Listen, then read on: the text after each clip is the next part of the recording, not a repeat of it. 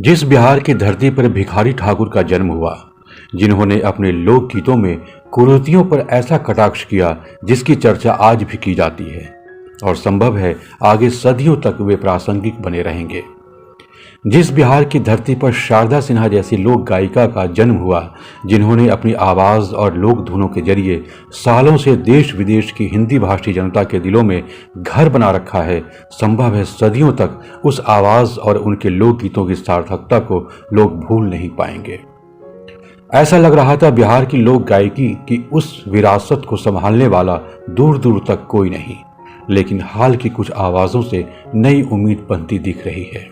इन्हीं आवाज़ों में एक आवाज़ है नेहा सिंह राठौर की, जिनका ताल्लुक भी बिहार की धरती से है। वह युवा लोक कवयित्री है और लोक गायिका भी। खुद ही लिखती हैं, खुद ही गाती हैं, खुद ही धुन बनाती हैं, खुद ही रिकॉर्ड करती हैं और खुद ही जनता के बीच अपने वीडियो शेयर करती हैं। संगीत में ज्यादा वाद्य यंत्रों के बदले अपनी सुरीली आवाज की खनक बिखेरने में वह ज्यादा यकीन रखती हैं।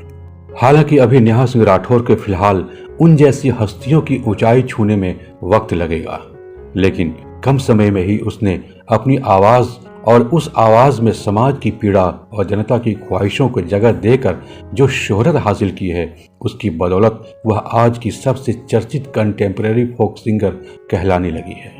लोग पूछने लगे हैं, आखिर नेहा के गीतों में का बा?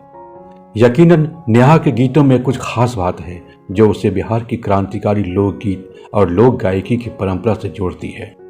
लोक गायकी में नेहा के करियर की अभी शुरुआत है, लेकिन जिस दमखम से नेहा ने कटाक्ष करने की कोशिश की है, उसकी साहसिकता को हर कोई आज सलाम कर रहा है। वह प्रतिरोध की आवाज बनकर उभरी है, वह जनता की आवाज बनकर निखरी है, वह यथार्थ और व्यंग्य की नई धार बनकर फूट पड़ी है। नेहा अपने हर गीत में जितने बिंदास अंदाज में खुरदुरे शब्दों का इस्तेमाल करती है, उतनी ही मधुरता से वह गाती भी है। आवाज में दम है तो शब्दों में तीखे तीर भी।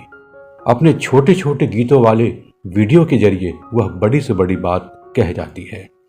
आज के माहौल में सत्ता को आईना दिखाने की हिम्मत जब बड़े से बड़े मीडिया घराने नहीं कर पाते, तो अपने इंडिपेंडेंट मीडिया पर नेहा अपनी बात जिस बेबाकी से कह देती है, वह बात देश की आम जनता के दिलों को सहज छू लेती है।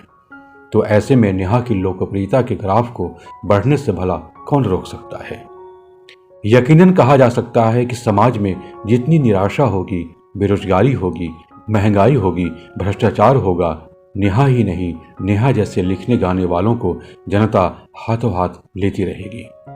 सत्ता के नशे में चूर लोग भले ही उनकी आवाज को दबाने की धमकी दे या षड्यंत्र रचे, हिम्मत की दर्द भरी आवाज को कभी दबाया नहीं जा सकता। हैरत ये जानकर हुआ कि अपने गीतों के जरिए सत्ता को आईना दिखाने के चलते नेहा को धमकी भी दी गई, लेकिन धमकी देने वाले भूल गए कि उन जैसों की ऐसी हरकतों से नेहा जैसे कलाकारों की हिम्मत दिन दूनी रात चौगुनी बढ़ती ही जाती है।